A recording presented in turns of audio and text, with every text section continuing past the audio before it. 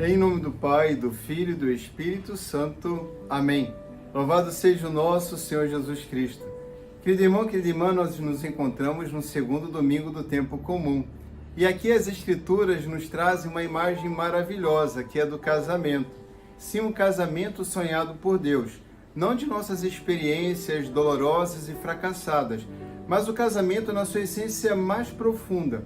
E a melhor forma de manifestarmos a ideia de Deus sobre o casamento é exatamente o que as Escrituras, ou seja, a revelação nos apresenta, que é o amor que Deus sente pelo seu povo.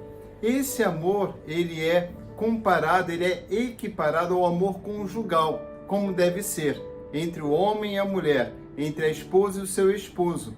Um amor que, de fato, sendo amor, abre mão das necessidades, das exigências, melhor dizendo, pessoais, egoístas, para compreender a noção de um casal. E é assim que se vive exatamente a proposta de Deus na harmonia entre homem e mulher. Com esta harmonia se abre então a possibilidade da vida.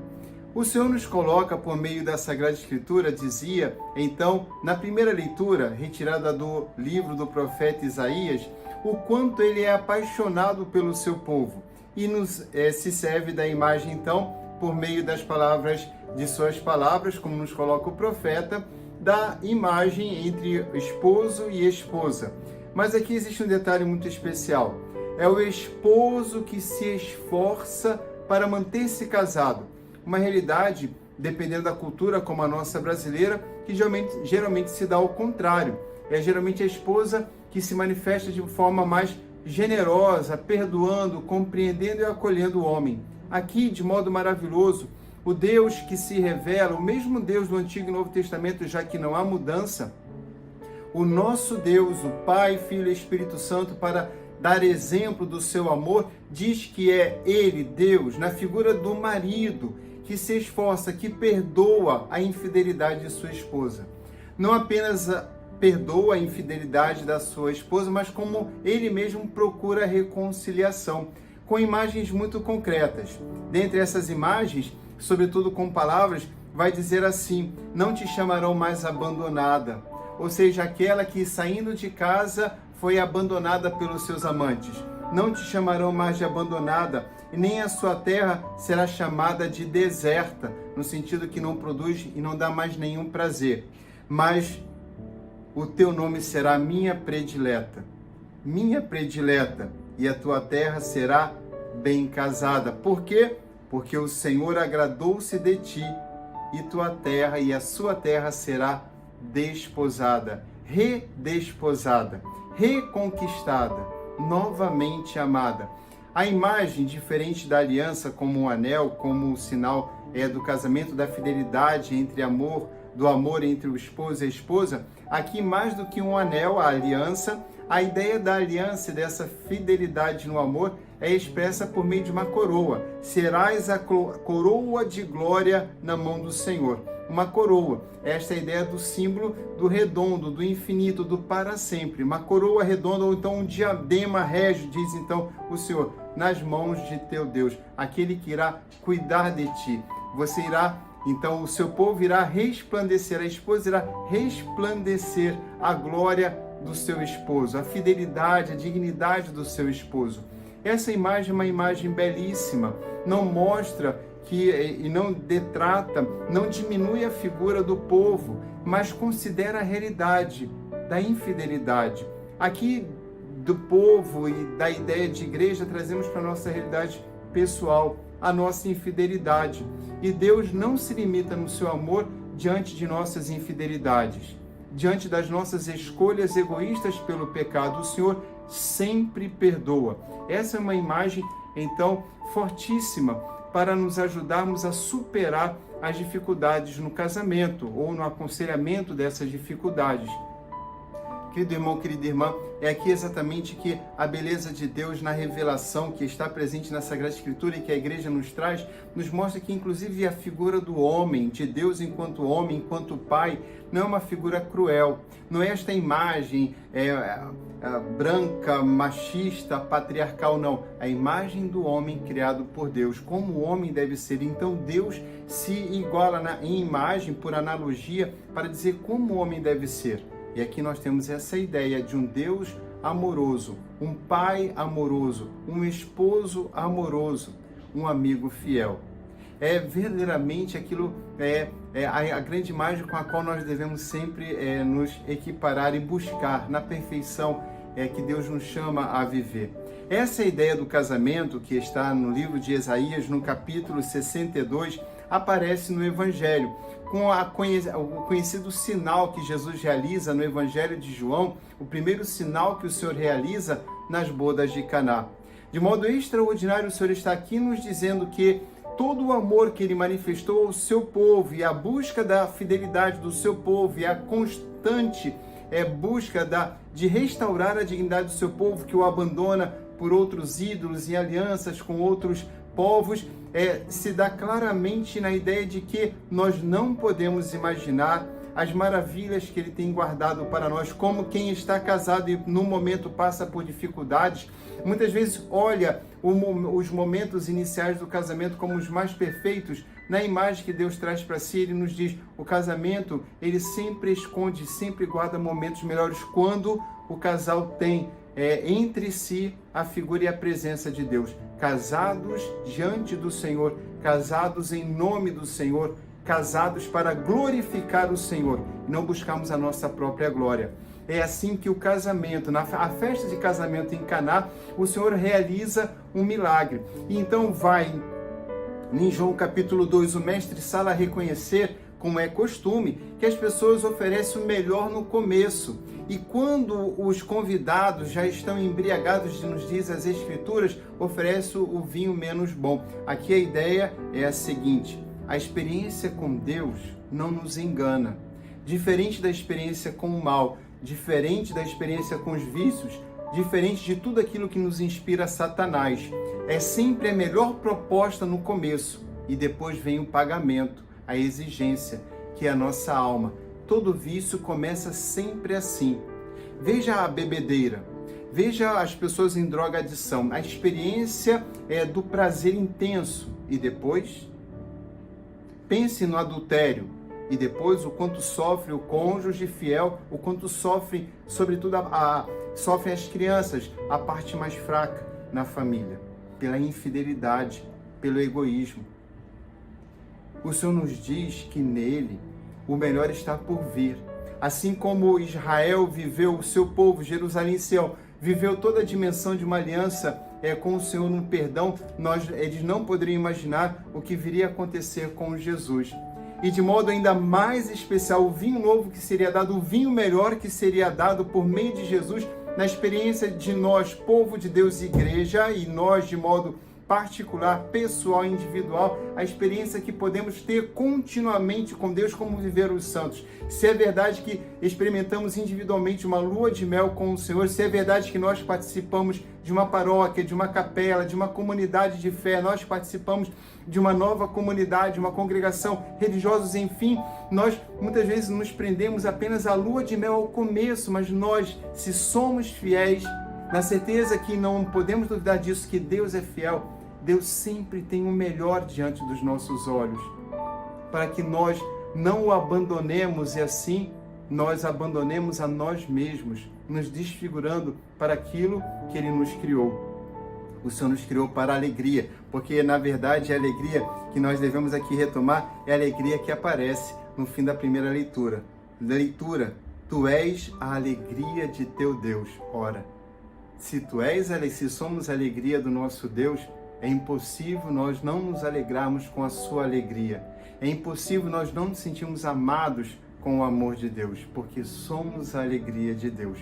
Isso porque Deus nos deseja felizes e alegres. Esta é a proposta do Senhor para nós, que aqui estamos cumprindo o propósito de nossas vidas aqui na terra com a nossa missão.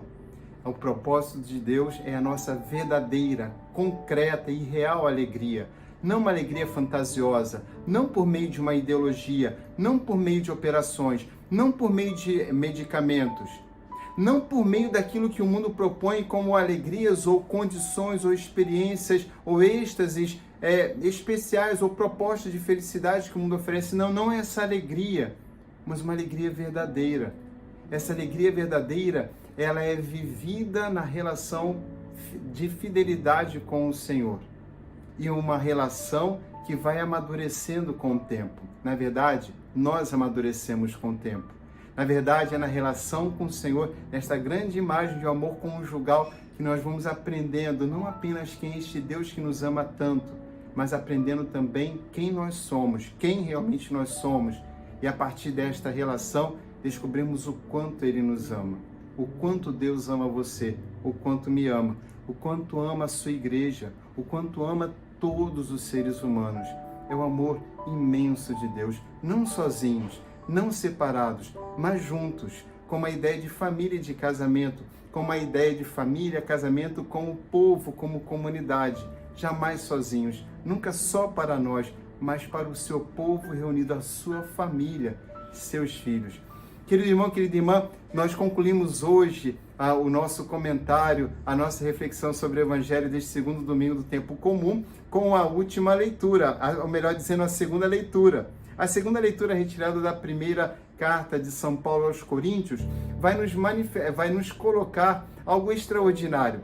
A dimensão da família de Deus, da igreja, do casal de Deus, ou seja, na medida que nós participamos do seu povo, na medida que somos participantes e integrantes da igreja, na medida em que nós somos também templos do Espírito Santo, filhos e filhas de Deus, chamados no mundo para manifestar a sua glória e alegrarmos o coração do nosso Deus, São Paulo nos traz para a comunidade de Coríntios esta grande imagem para toda a igreja, que existe uma diversidade. Diversidade, ele vai dizer em 1 Coríntios 12, diversidade de dons, diversidade de ministérios, diversidade de atividades, mas um mesmo é o Espírito, um mesmo é o Senhor, um mesmo Deus, um mesmo Espírito, o mesmo Senhor, o mesmo Deus. Aqui não há como nós não queremos olhar e deixarmos-nos levar pela imagem da figura do Espírito Santo. Um só Senhor, Jesus Cristo, nosso Salvador,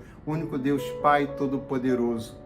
É nessa ideia de família, e somente na família querida por Deus, que nós podemos realmente compreender toda essa proposta, inclusive não apenas da nossa família, como também de igreja.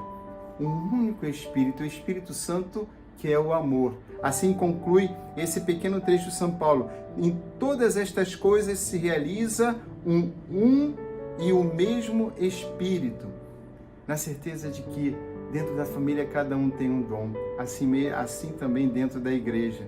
E não são os dons como o marido bem arrumado, como os filhos bem arrumados, como a esposa enfeitada, perfumada. Numa festa, as pessoas veem a família chegando e dizem: que família linda, que família bonita. Nós nos olhamos enquanto família e diz: puxa, nós nos preparamos para esta festa, nos preparamos na Eucaristia para o Senhor. Nós estamos todos arrumados para esta grande festa. É assim que podemos manifestar essa alegria no nosso coração, e alegria também, revelar ao mundo a alegria que causamos em Deus. A certeza de uma alegria por meio da presença do Espírito Santo, pela presença do amor entre nós.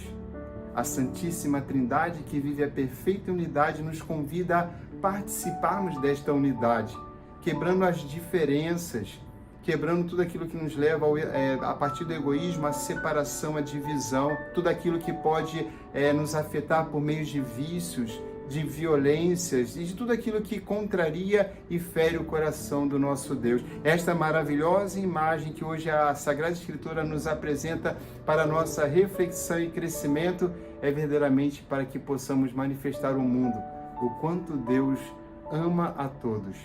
Querido irmão, querida irmã, que seja esta semana, a partir desta e a continuidade desta reflexão por meio do Espírito Santo, inspirando o coração, mas sobretudo não apenas inspirando a reflexão, mas sobretudo a mudança de comportamento, a conversão, para que a sua família seja mais feliz com a sua conversão, para que você não espere a conversão do outro, não se julgue precipitadamente já convertido o suficiente. Pela sua conversão, podemos manifestar no mundo o desejo de Deus para as nossas famílias, o desejo de Deus para o mundo, um mundo cheio de dons, um amor que é manifesto na segunda leitura, em 1 Coríntios, por meio do serviço, por meio de fazer o bem ao outro, isso que revela a beleza.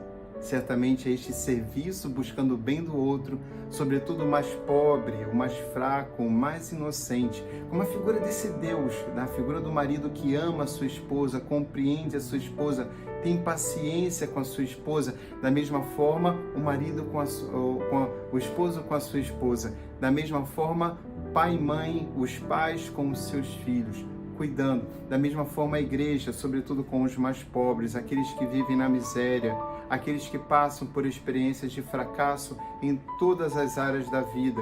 Podemos amar, servir, cuidar por meio do Espírito Santo, através dos dons, diz então a Escritura, dos ministérios e de tantas atividades que o Senhor nos inspira. Enfim, um abençoado domingo e também uma semana repleta de desejo, de conversão, de mudança concreta, de manifestação, de experiência da alegria de Deus, e dissemos também alegria para o nosso Deus e alegria para o mundo.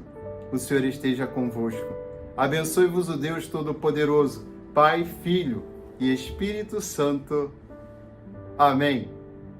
Cantai ao Senhor Deus um canto novo, manifestai os seus prodígios entre os povos.